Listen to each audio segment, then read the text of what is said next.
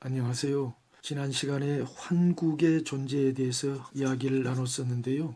이 환국의 뒤를 이은 나라가 신시배달국입니다. 신시배달국은 한반도까지 다스렸다고 우리 사서에서 말하고 있습니다. 삼성기의 신시배달국 연대기에 의하면 신시배달국의 존속기간은 서기전 3897년부터 단군 조선이 개국된 서기전 2333년까지 약 1500년간이죠. 첫 족장은 환웅입니다. 신시배달국을 이은 족장 이름이 환웅이에요. 판단고기는 환웅이 환국 환인의 8세손이라고 말하고 있는데요. 환웅은 분명히 인류 대홍수 이후의 한 족장일 것입니다. 이를 입증할 만한 증거가 두 가지 정도 있는데요. 첫째로는 환국 족장들의 긴 수명과 달리 신시배달국 족장들의 수명은 급격히 줄어든 것으로 우리 고기에 나타나 있습니다. 인류 대홍수 이후 인류의 수명이 자연계의 변화와 여러 가지 요인으로 인해 점차 급격하게 짧아진 사실은 베르시티에서도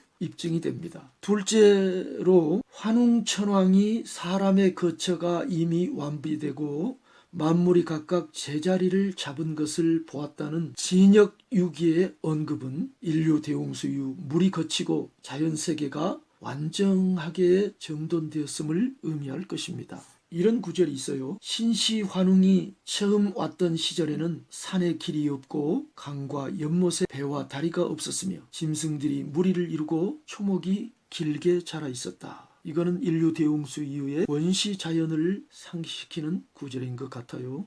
환웅이 자기 부족을 거느리고 백두산 아래 큰 강변에 자리를 잡은 것은 아마도 그때의 일일 것입니다. 환웅이 백두산 아래로 이주한 때는 원동중의 배달나라 연대기를 참고할 경우 서기전 3900년 전후입니다. 이 시기는 요하 문명의 소화서 문화에서 능히 입증되듯이 우리 결의 강토에 백성들이 번성한 지 수천 년이 지난 후입니다.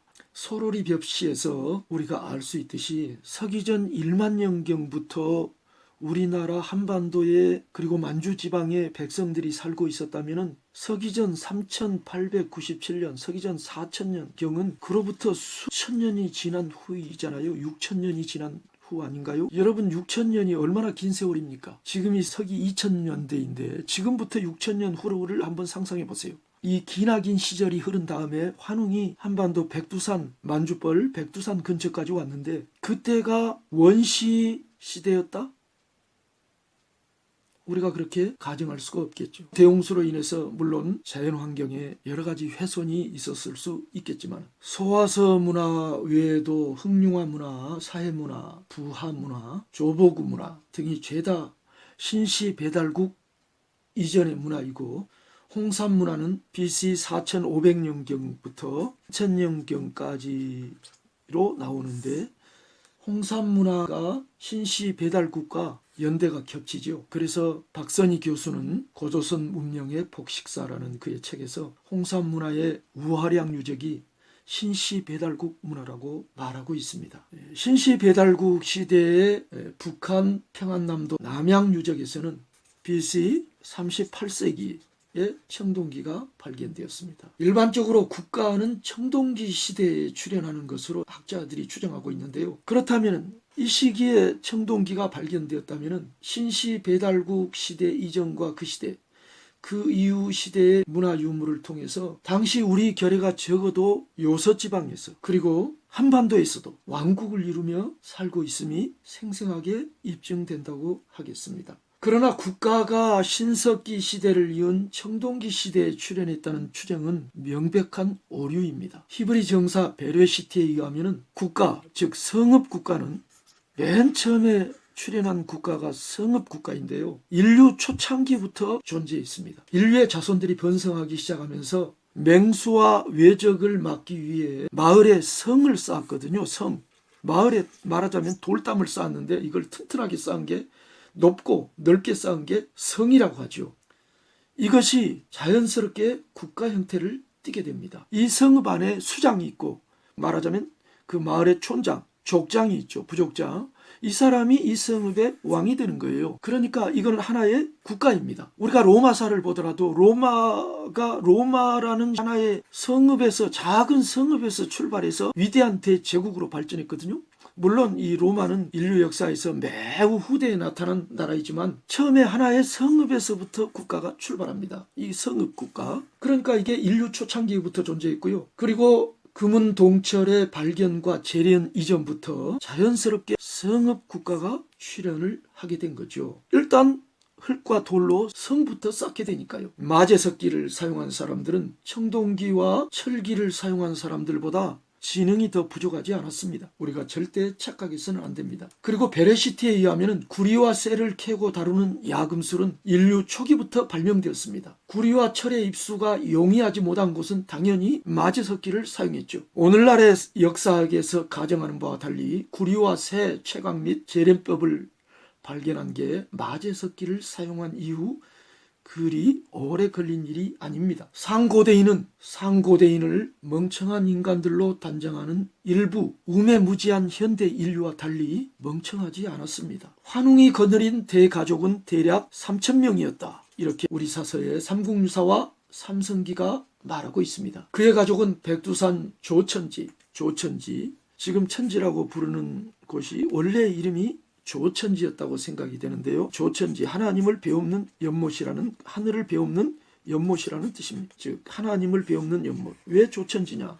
여기서 하나님께 제사를 올렸기 때문입니다. 그리고 아마도 백두산 아래 지금의 길림성 도나시 근처에 정착하고 동모산, 나중에 대진 발해국이 시작된 이 동모산에다 성을 쌓았을 것으로 추정이 됩니다. 이곳을 천평이라고 합니다. 천평. 이 천평은 현대까지도 사용되고 있는 이름인데요. 그래서 우리가 환웅이 도성을 세운 곳이 바로 이 동모산 근처라는 것을 대충 추정할 수가 있는 거죠. 환웅은 이 성을 하나님의 도성이라는 뜻에서 신시라고 칭했습니다. 신시, 신의 도성이다. 그리고 나라 이름을 베달이라고 했어요. 젊은이들에게 왜 우리 민족을 배달의 민족이라고 하냐 이렇게 물어보니까 음식 배달을 끝내주게 하잖아요. 그래서 우리 민족은 배달의 민족입니다. 이렇게 대답하는 어처구니 없는 일이 발생하지 않기 위해서는 우리 역사교육이 제대로 이루어져야 되겠죠. 그러므로 필자는 이 나라를 신시배달국이라고 칭합니다. 도성 이름이 신시고 신시에서부터 시작되었기 때문에 신시배달국. 이 배달은 박달, 밝은 달, 밝은 땅, 박달에서 온 단어라고 생각이 되고요.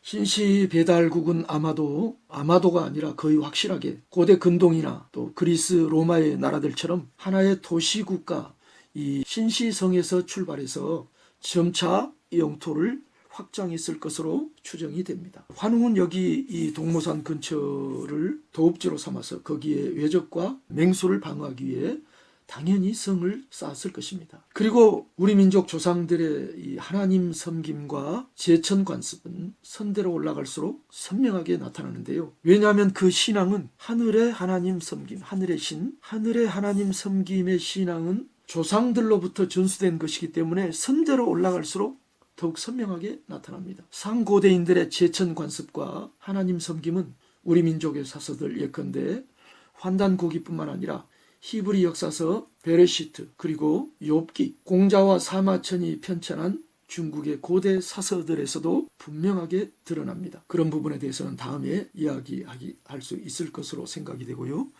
오늘은 여기에서 마치겠습니다. 감사합니다.